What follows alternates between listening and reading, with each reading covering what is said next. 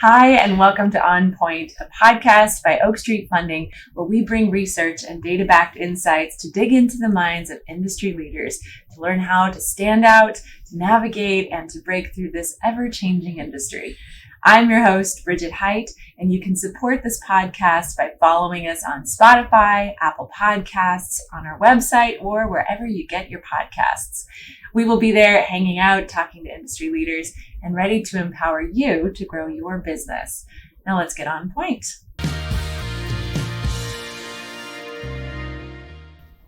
Today, I am happy to have Jim Roe, President and CEO of Arlington Roe, a managing general agency and wholesale insurance broker, headquartered here in Indianapolis.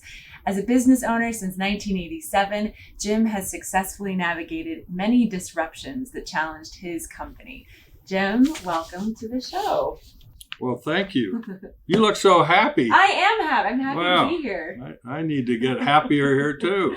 But thank you so much for having me. It's a pleasure.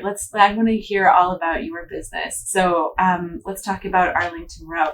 The company actually began nearly a decade before you began helping your father. Can you tell us about the very start of the business? Well, actually, my dad started the business off the kitchen table in 1964.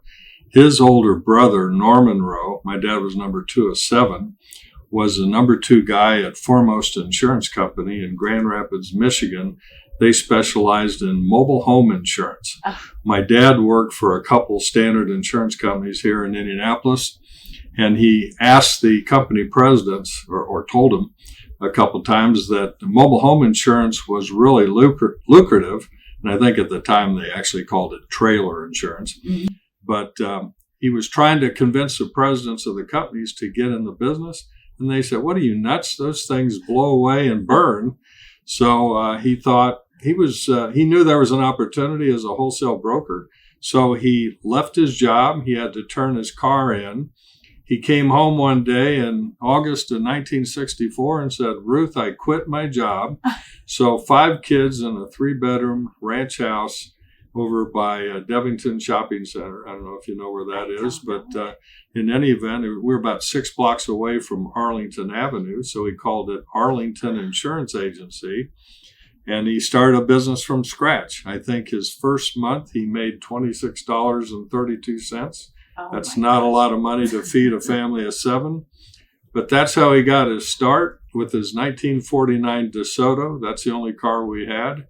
And he needed a little bit of help when he was out traveling, so I became his first assistant at age 13. It's not really what I wanted to do, but they paid me 25 cents an hour to type insurance policies on an old Underwood typewriter.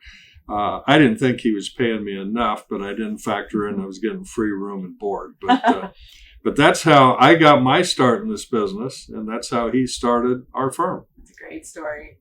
Well, moving on from there, and now unfortunately your father passed away and you became the sole owner. So can you talk us through that transition? Well, actually, give you a little bit more background. So I worked all the way through high school and college for my dad. We finally moved out of the house in 1968. I wanted to go on to law school. He was still trying to grow the company. He was trying to put his other kids through college as well. And so I thought, he didn't have the money to send me through law school. I didn't have the money. So I thought, I'll just work for my dad for a few years and save up enough money to go to law school. By the way, that was 1972. I'm still trying to save up enough money to go to law school. But I thought, why in the world would I want to study that hard? Why don't I just hire one? So we have a lawyer on staff now. Nice. But then I started working with my dad in 1972 full time. I think we had 3 or 4 employees then. So from 1964 when he started to 1980 when I came in, we grew from 0 to 1.3 million in premium. That's kind of how we grade ourselves or keep track. In 1987, unfortunately, day after Christmas, in 87, my dad was on the golf course. He really liked to play golf, and it was one of those nice, warm winter days, and he was out on the golf course. As the story goes, he, on a par 3, hit the ball about 3 feet from the cup, took about 10 steps and dropped. Had a massive heart attack, and I've told a lot of people this. We didn't get a chance to say goodbye, but we didn't have to watch him lay in bed for weeks and months and really suffer. So that was a difficult time. And I know we'll talk a little bit more about that. But at that point in time, we were $7.5 million in premiums. So we were able to grow it from a little over $1 million to $7.5 million in 2022. And we're right at $260 million in premiums. So we've been able to grow from 1.3 million to 260 million. So it's been nice growth. That's great. So I have a question about can you tell me a little bit about that transition, that time when right after your father passed and it fell to you? Yeah, it was difficult. I was pretty much leading and running the company at that point in time. He was really doing some of our back office work. So in terms of disruption internally with losing the work that he did, it really wasn't that disruptive. It was more of a financial situation. So as I mentioned, we're 50-50 partners. We had a shareholders agreement. What that meant was the company was responsible for buying the stock of either one of us, either the shareholders, in the event that we died. Well, we bought life insurance on me. We didn't buy life insurance on him because he had a little bout with prostate cancer. And so that increased his premium table. And it would have cost around $25,000 a year for the life insurance we needed. And at that point in time, we weren't that big. And plus, I said, Dad, I don't want you to die. I want you to retire. Where's the money from that come from? It comes out of the business, out of the growth of the business. So, but you can't buy insurance after the house already burns. Right. So that was a decision that we decided to make, but it turned out okay. That was a tough time for me personally because I'm trying to grow the business. I'm trying to put kids through private education. I'm trying to pay all of our people and grow new people. It was a difficult time, but it worked out. Now you spoke about your two eldest sons joining the business, and I was curious. What has that been like having your sons alongside you? Well, it actually neither one of them wanted to be in the business, and it sounds familiar, like you. Yeah, like me. You know, who wants to be in the insurance business? Although we heavily recruit now from insurance schools, but back then there weren't insurance schools. You landed in the insurance business because you couldn't find another job. So Andy wanted to be in communications. Patrick graduated with a kinesiology degree. I still don't know what that is, but he hasn't done any work in that area. But I encourage both of them, go find another job, but then come in here and I'll teach you the insurance business. So they've been on a growth pattern in the business, just like I was. But I realized pretty quickly when I joined my dad after school, after I graduated from Indiana in 1972, when I walked in the door, one of the ladies quit. And I asked her, why are you quitting? She said, I don't know who you are and I don't know what you're going to do. And after I talked a little bit about my vision and how I want to grow the company and all that, she said, I've changed my mind. I want to stay. Mm-hmm. I said, I'd love for you to stay, but you can't. You've already committed to another job, and that's not fair to them if you were not to go there. So I said, tell you what, you go there, and if things don't work out, then give me a call. She never called me back either because it worked out in the new job, or she might have been too embarrassed to call me back. Well, it was generous either way. But that's what my boys, when they came in, I said, you guys have got to get the respect from everybody in this organization. You can't, in fact, I told them there are two rules that apply to your job. Number one, you don't report to me. And number two, don't use your last name in the business. Don't be telling people your dad owns the company. You have to gain respect from everybody because of your hard work and the trust that you gain. Mm. The company has expanded considerably, as you said, since you became the sole owner. I'm curious as to what is your hiring policy? What is your hiring philosophy? Well, I'll hire anybody that wants a job. I was coming back from lunch one day, and open the elevator doors open. There's a young lady there on the elevator, and I said, "Can I help you? You look lost." And she said, "Well, I'm trying to get a job, and I'm going up to the 12th floor, and then I'll work my way down." And I gave her my business card, and I said, "When you get to 8, give me a call, because I'd like to talk to you." Well, she never showed up on 8 either, because she thought I was a weirdo, or maybe she got a job between 9 and 12. But that's one of the things that I've always looked at, and we're always talking to people, is how can we find talent? We can teach insurance. We can't teach speed, and we can't teach hard work and intelligence. So we're always open to bring people in and then find the right seat for them on our bus in our company. So to piggyback on that, what is your growth strategy? What has worked to get you where you are today?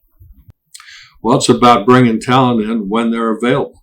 Typically, when people are looking for something, then we don't have to compete on price. We don't have to pay a whole lot more money for people, because they're not as happy in their current environment.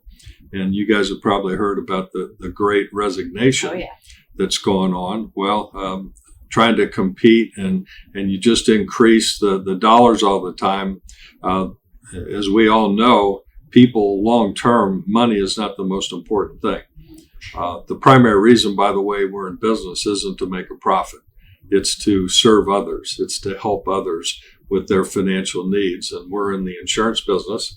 So in the event somebody has a tragedy, whether it be somebody that dies, although we're not in the life insurance area, we're strictly property casualty. But if your building burns down, if you have a windstorm, if you have a financial crisis, a lawsuit, that's the reason that we're there. Mm-hmm. You buy insurance in the event that something bad happens to you.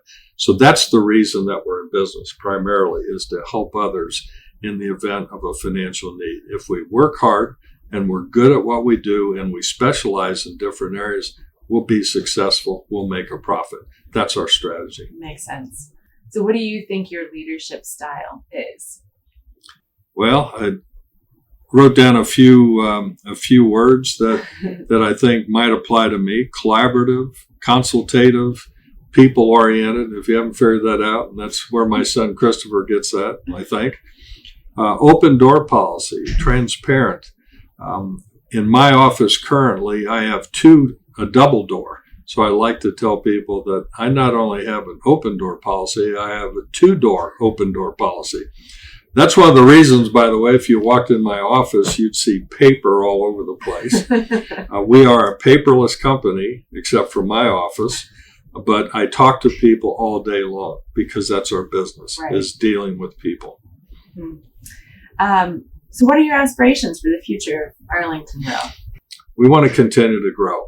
And there are so many of our peers in the business that are being acquired. And a lot of it has to do with the lack of a perpetuation strategy or lack of people. The key for growth is just continue, because as I continue to grow the company, whatever role I can have, I help the people that work with me. The opportunity to help them and their families be successful. And my oldest granddaughter, Julia, Andy's oldest, is going to be 16 years old in a couple months. I'd love to see her come in the business and perpetuate us into the 4th generation, and other grandchildren as well. But how can we take what we've been able to be successful at and share that with everybody in our organization? Because I feel responsible, not just for the people that work there, but for their families as well. If we continue to grow the company like that, we will continue to be successful. And people will want to work for us, I think, and I'll continue to have 2 to 3 calls a week from people that want to buy us. That means that we must be worth something. Yep. Well, if we're worth something to them, that means we're worth something more to us. Let's keep it growing. All right. So looking back, what would you do differently? If you could go back to 1987 as the new owner of the company, is there anything that you would have done differently? Well, as I said, I would have bought life insurance on my dad. That was a tough time. But no, I don't think I would have done anything differently, because we just continue to grow, and scale is important. When you have the right people, you have enough people, you're making money, you can afford to put more money into technology. And that's the thing I've always tried to do, is reinvest the money that we make into people, into technology, into basically the ability to serve and help other people. Great. So what do you think has been the best part of owning your business? The best part of owning a business is doing exactly this kind of thing. Oh, really? Because I can be influential, I hope, on other people and other people's lives. And you're looking at me right now, your eyes are wide open, you're smiling, you're either liking what I'm saying or you think I'm goofier than No, anything. I can tell you're happy to be here, which is I'm real happy to be here. But what kind of influence can I have on other people? Right. And I love dealing with people because that's our business. Our business is the business of trying to help people in the event they have a problem. And we need to find out what that problem is. What's the need? The biggest question we can ask our customers is, what bad do you think can happen to you? Think about what your risks are and how you would respond to that. So you either need to eliminate those exposures, eliminate those risks, or you can offload them to somebody else. Insurance. That's what insurance is all about. Peace of mind. So peace of mind, exactly. So dealing with people is what I think is most enjoyable. And one of the questions might be, what is the most difficult thing you have? Well, it's dealing with people, yes. Dealing with difficult people. So, and actually one of the biggest issues I face, this may seem a little interesting, but how do I pay me? How do I pay me and my family members? Because most of us, when we were growing up, especially when my dad started the business, we didn't have a whole lot of money. I saw my mom, after she was making dinner for everybody, she served everybody else. She was the last person to eat. Hopefully there was something left over for her.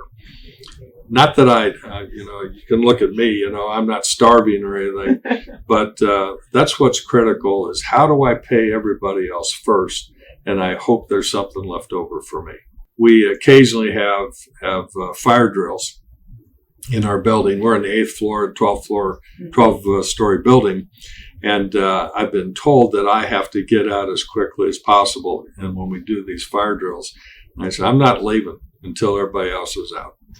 So if I don't come back, it's like the general at the top of the hill when you yell charge. If the general just sits up there and watches everybody else go to battle, that's not the right leader. Leadership is, I tell my number 2, hey, I'm going down to fight. I'm going to be in the battle. If I don't show up, then you take charge. It's you. Well, this has been enlightening. Thank you so much. I have one last question. What is your favorite book and why would you recommend it to a friend? Well, actually, I'm not real big on reading books. I haven't read a novel since college. I read business books, but the way I read them is I read the table of contents, I read the first chapter, and I read the last chapter. And if there's anything that's in there, then I might buy the book and page through the rest of it. I've been known to read 3 or 4 books in an airport, in the bookstore, in between flights, because I skim through it, because I'm looking for ideas. But probably my favorite business book goes back to the late 80s, early 90s, talking about disruption. There's a book out there called The Contrarian Manager. And this was about a business that was failing, and they had a union in there, and the president and owner of the business called everybody together. I think there are 300 or 400 people, and said, we can either shut this down and we all lose our jobs, or we can find a way to work together to make this a successful business. And everybody agreed to take pay cuts so they could stay in there in that company, and they grew the business into a very successful business. That's doing things differently, not doing it according to Hoyle or according to the book, but let's find a way to all work together. And that's why I have to be open to listen. What do you think we ought to do? Know your job. You know your job better than I know it. What do you think we should do? And my job is the chief aggregator of all that business. And I've tried to be a real consensus builder. Because when you build consensus, when everybody agrees, then everybody claps hands and breaks and goes out and does their job. And you come back every once in a while, you call a timeout, and you come back every once in a while and say, where are we? Are we where we thought we'd be according to the plan, or do we need to modify it a little bit? Well, thank you, Jim. It's been so lovely having you, and I can't wait to talk to you more. Well, thank you. Thank you for having me. Thanks for smiling so much. Thank you all for listening to On Point, a podcast by Oak Street Funding, where we bring research and data-backed insights to dig into the minds of industry leaders to learn how to stand out, navigate, and break through this ever-changing industry. I'm Bridget Height, and tune in next time wherever you listen to podcasts to hear Paul LaRue of Whipfly discuss modern leadership lessons. We'll see you then as we get on point. Don't forget to subscribe and leave us a review.